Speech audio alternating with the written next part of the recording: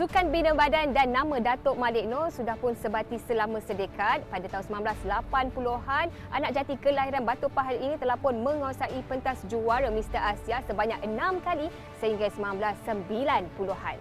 Bertanding dalam kategori paling tinggi iaitu heavyweight, beliau telah pun menggegar pentas dunia apabila beraksi di pusingan akhir Mr. Universe sebanyak 2 kali.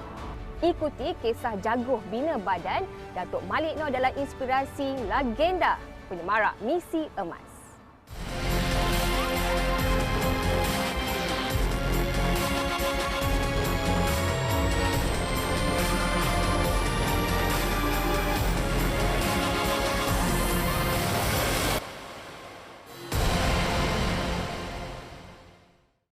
Kehadiran Datuk Malik Noor dalam arena sukan negara cukup memberi impak serta menjadi inspirasi buat ramai anak muda.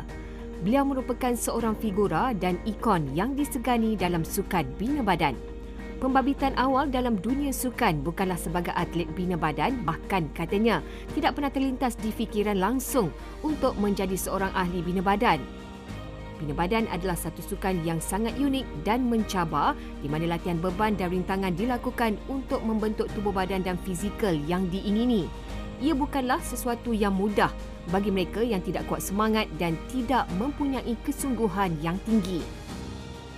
Sukan ini memerlukan mereka yang menyertainya memenuhi segala kriteria penting untuk berjaya. Semuanya perlu berada pada tahap 100%, termasuklah disiplin, latihan dan kesungguhan, pola pemakanan, waktu tidur, kesemuanya perlu dijaga rapi. Menurut beliau, rehat adalah perkara paling penting kerana ketika latihan, seseorang atlet itu menggunakan keupayaan serta tenaga sepenuhnya. Tambahnya lagi, bina badan adalah pelaburan yang memerlukan pengorbanan hidup. Ia melibatkan masa dan komitmen seseorang dan perlu sentiasa fokus untuk menjadi ahli sukan yang baik. Saya berasal dilahirkan di Puntian Johor dan dibesarkan di Kampung Seri Gading, Batu Pahat, dan di sekolah kebangsaan Seri Gading dan 3 tahun di sekolah menengah Batu Pahat, sekolah Datuk Bentari Luar. Ayah sebagai seorang bekas anggota polis saja meja di polis trafik di Batu Pahat. Lepas dia pencen, dia pindah ke kampung Seri Gading, beli rumah di tanah itu, tanah belah rumah mak. Arwah bawa teksi, saya 8 beradik. Di belakang tu ada 2 ekar kebun getah, jadi mak menuri getah. Di Batu Pahat, SDBL pun sekarang imbol dengan bola. Tak ada imbol dengan bodybuilder. Tapi orang lain suka saya paraga ke badminton, saya tak. Badminton pun saya main bola. Kira-kira any sport dan dinamakan sport, saya involve.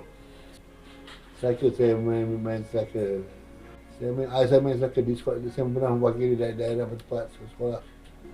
2 kali daerah Seri Gading, lepas tu mewakili daerah Batu Pahat umur 12 tahun. Saya adik-beradik ada 8 orang. 1 dah meninggal lah. Arwah adik yang ke-4. Saya yang ketiga. Kakak saya tua dan abang saya tua, saya yang ketiga dan yang ke-4 dah meninggal lah. Jadi 8 adik-beradik. Salah satunya Salim Muhammad Noor yang mewakili Malaysia main bola di bidang bola dalam posisi goalkeeper, main Johor. Dia lah yang berumur aktif antara saya dalam menonjol dalam sukan. Okay, perjalanan selepas ajarnya. Kita perjalanan selepas habis sekolah dan kemudian macam mana karier Datuk berkembang? Saya berkembang sejak saya masuk dalam pasukan polis Malaysia, di mana saya bukan bina badan, saya masuk ke polis, saya masuk aktif dalam bola sepak sebagai goalkeeper, di mana saya mewakili bermain bersama Rahim Abdullah, Yap Engkop, Cak Kuailam, lagi siapa, Dan Akbar, semua bukan polis. Macam mana boleh pergi keluar negara, merajuk ke dekat sana? Bukan, saya dapat ada satu, saya imbol kawan baik dengan seorang psikolog. Kata nak belajar balik, tak? Saya belajar balik mengikut program high school diploma, American High School degree. American High School Diploma. Macam high school ni lah. Saya belajar balik sana. Saya berhenti polis. Lepas tu saya masuk sekolah opportunity school. Macam public school belajar accountant. Dan Universiti Denver ambil TOEFL English, American English. Itu sebabnya saya, lepas tu saya bukan bina badan tapi saya main latihan-latihan sikit-sikit lah untuk bina badan. Tapi tak aktif macam professionally ikut aktif. Saya balik daripada Amerika tahun 70 lebih tu, saya ada juga masuk Mr. Johor. Tapi saya tak training, saya body memang dah ada, cantik, body tu dah cantik lah. Bukan main bola, tapi saya masuk suka-suka je, menang nombor 3. Tapi saya tak ada latihan makan, tak ada program cara makan, cara tak ada. Lepas saya pergi Hong Kong, saya balik tengok Mr. Universe di Singapura yang mana mengimbaukan 5 daripada wakil Malaysia. Mr. Universe saya tengok, alamak semuanya kecil-kecil, tak ada yang besar. Jadi saya body weight masa tu memang 170 kg, 170 pound, kira besar. Tapi natural. Lepas tu saya balik, saya kata saya berazam saya nak buat satu era yang terbaru bagi Malaysia, heavyweight yang terulung sekali di Asia Tenggara.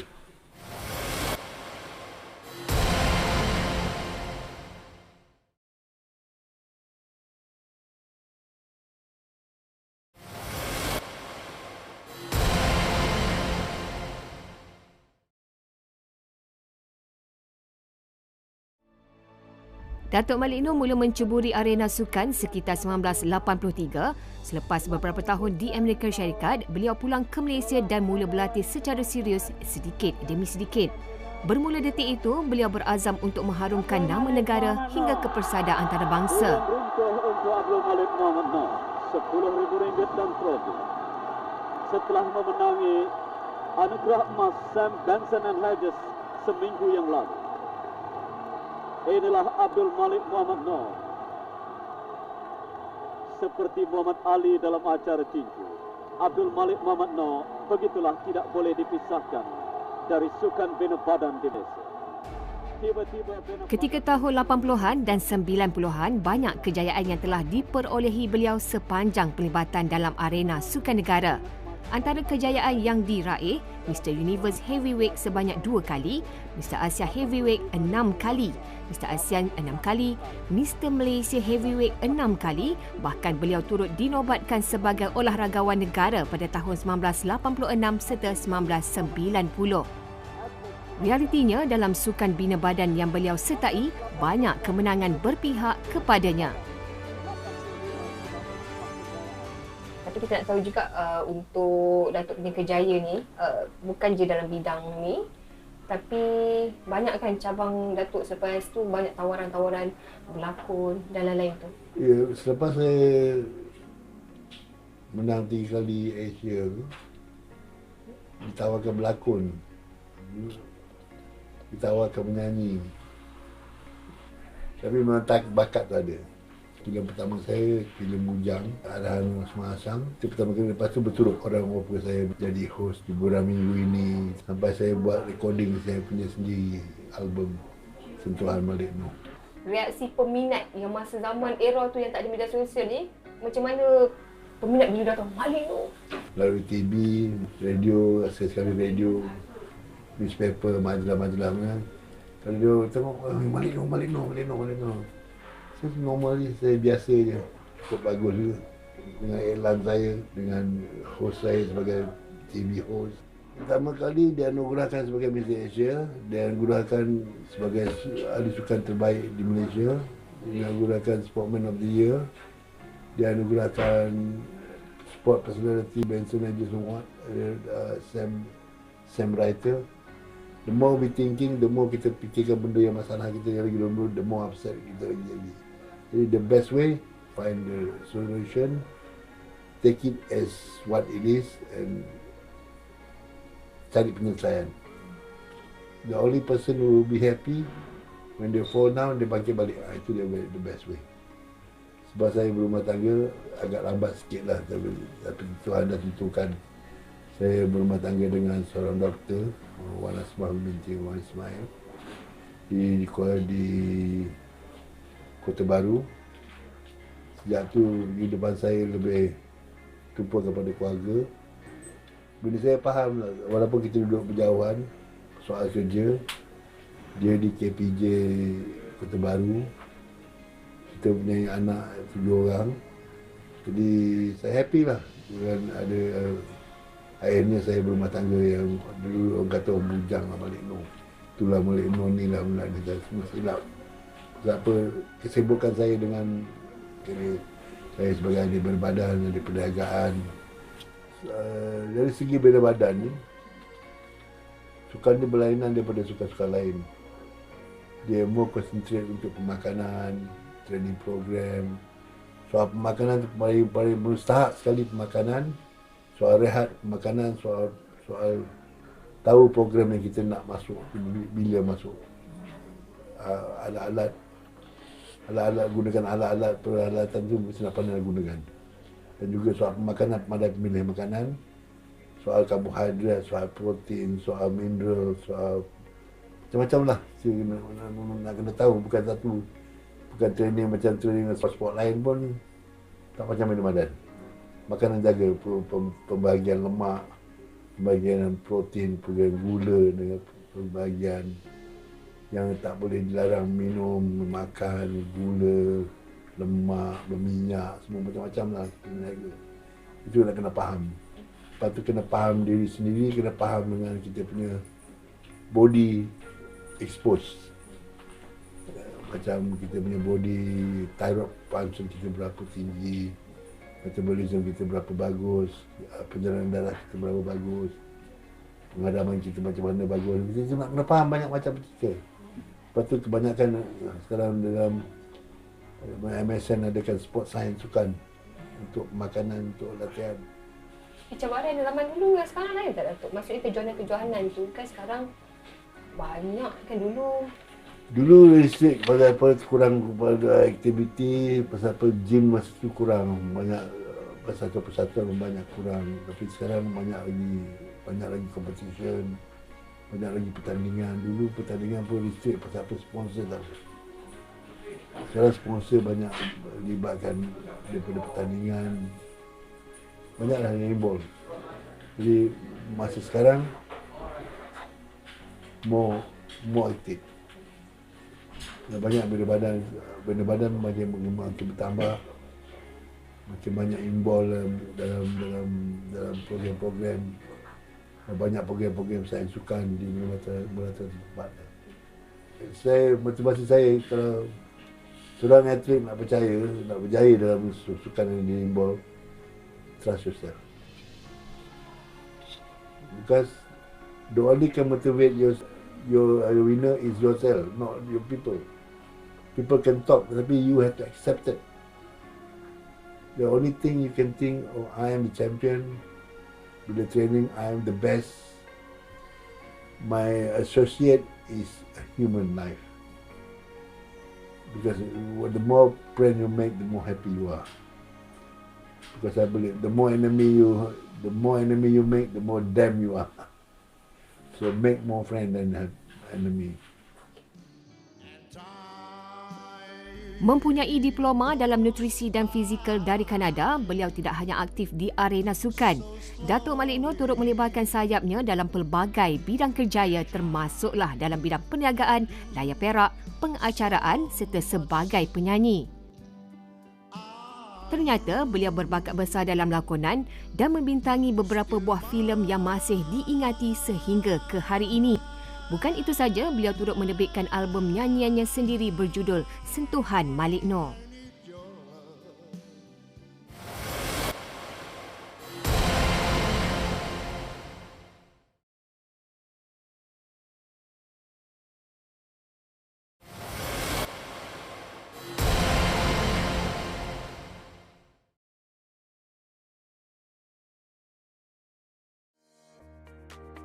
Kejohanan Mr. Asia pada tahun 1991, itu adalah pertandingan terakhir yang disertai anak kelahiran Batu Pahat Johor ini. Katanya, sejurus selepas itu, beliau nekat untuk berubah, meninggalkan dunia bina badan yang diceburi sekian lama. Setelah bersara secara rasmi pada awal 90-an, Datuk Malik menguruskan beberapa buah syarikat perniagaan, antaranya ialah Sporttech DiveMed Sdn Bhd, KK Design dan Universal Fitness and Leisure Sdn Bhd UFL. Menerusi perniagaan ini, beliau telah merantau seluruh Amerika Syarikat dan Hong Kong selama lebih 30 tahun. Niat untuk menetap di negara sendiri, beliau menjual pegangan saham dalam syarikat KK Design kerana tidak berhajat menetap di Hong Kong. Kini beliau juga merupakan pengarah eksekutif Universal Fitness and Leisure UFL Sdn Bhd, sebuah syarikat pembekal sukan tempatan. Beliau mendedahkan bahawa UFL telah menggaji bekas atlet daripada kelab ke peringkat kebangsaan sejak 36 tahun lalu dan bekas atlet ini telah terbukti menjadi aset berharga kepada kelangsungan dan kejayaan syarikat. Ramai di antara mereka telah bekerja keras selama bertahun-tahun dalam arena sukan serta memenangi pingat dan mengharumkan nama negara.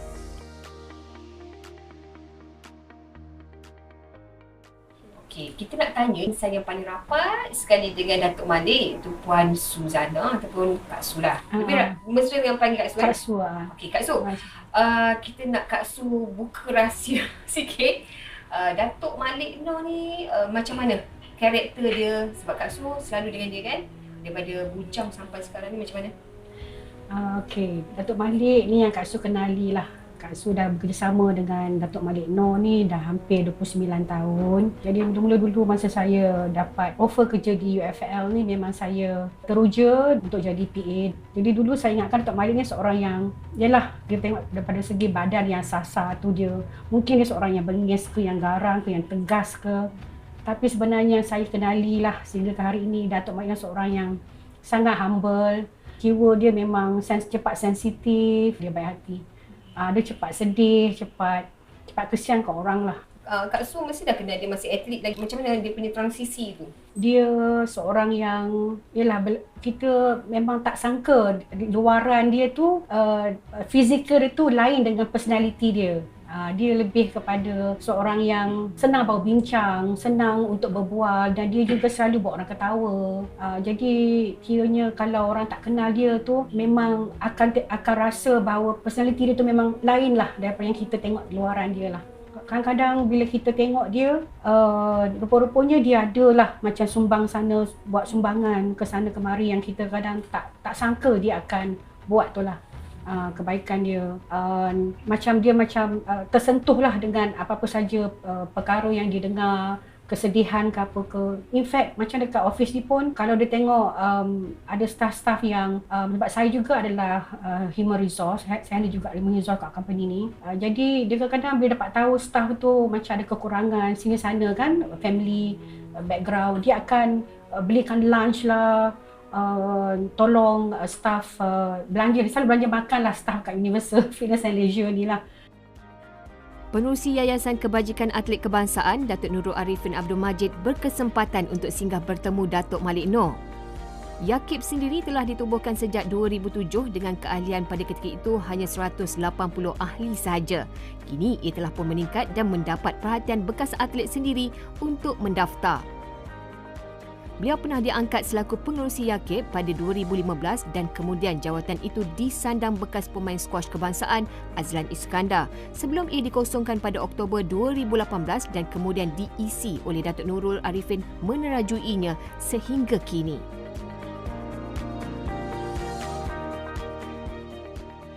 Pada suatu ketika 2019 menerusi program Tabung YAKIB for Ex-Athlete atau Tabung X, Datuk Malik diberi pengiktirafan untuk wajahnya dipaparkan dalam penjualan kad kenangan dalam bentuk kepingan emas serta turut mempromosikannya. Tiada sebarang royalti diambil dalam penjualan tersebut. Tujuannya cukup jelas, dana tersebut digunakan bagi menampung keperluan bekas atlet kebangsaan terutama sekali dalam membiayai kos perubatan yang semakin meningkat. Rakyat Malaysia pastinya mengenang kegemilangan jago bina badan negara Datuk Malik Noor yang menjadi inspirasi dan juga idola kepada melahirkan atlet-atlet bina badan negara sehingga kini. Banyak bakat baru yang berpotensi untuk diketengahkan di pentas dunia, tapi mereka perlu berusaha bersungguh-sungguh.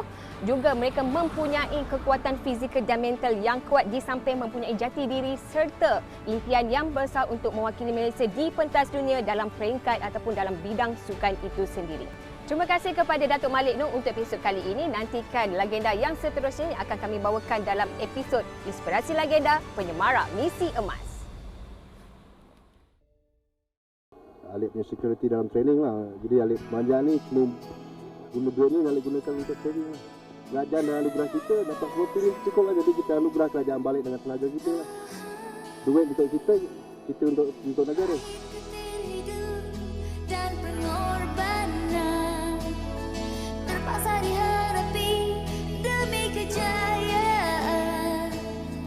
Terdidik sejak mula tabah berusaha tanpa cuba melangkah tak ke mana. Di mana kau berada, pencapaian tak tiba dengan mudah. Kini standing in the eyes of the world hanyalah selangkah dari nyata. Keazaman membara di jiwa menanti saat bebas merdeka. Tiba masa kau melangkah gagah bersemangat ke arah matlamat sedaya upaya. Engkau terunggu wajar